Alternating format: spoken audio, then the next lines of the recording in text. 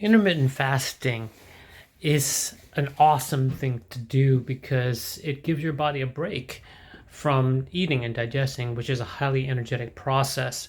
I have found that intermittent fasting reverses aging, and that's what we meant to do ever since the beginning of time because we didn't have grocery stores, we didn't have convenience foods. Those places, convenience foods, are the undoing of our society regarding health because that is what causes us to eat whenever we want, and whenever we want is convenience, and when we eat convenience foods it's harmful for our body. So how do you fast correctly? Well, I'm not talking about spiritual fasting, which I think is a great benefit in your relationship with God.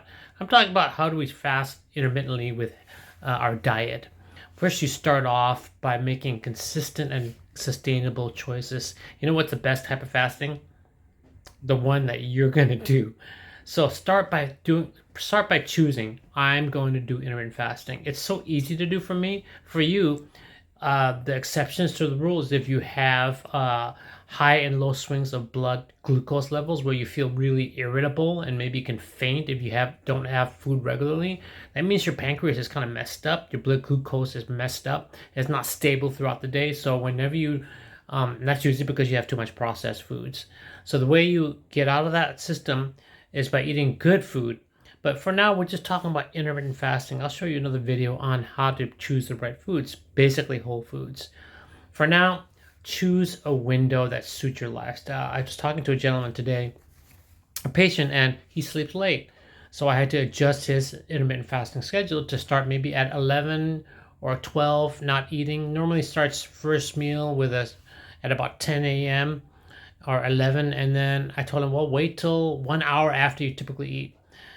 So then when you choose that time, say I'm gonna start eating at 11, 1 hour later than I normally do, then eat your other meals regularly. If you can handle that, okay, that's the part on stay and listen to your body. Listen to your body. If you get like jittery, if you get like a super emotional, like hangry, then you got to eat something, and your body has to adapt to less food at a shorter time period. So choose that time that you're going to start. And then if you feel good starting an hour later, the next day start it another hour later, which is like 12 o'clock. And then if you're feeling good there, then start at 1. So the goal is to do a 6 to 8 hour window of eating where you eat nutrient dense foods. And we'll talk about it on another video, basically whole foods. But you got to have enough protein. You got to have enough vegetables. And so those are the two foundational foods. The protein has good fats in it. If you do a protein drink, you're going to have to add the fat. So when you have a meat or an animal protein, you have the fat built in.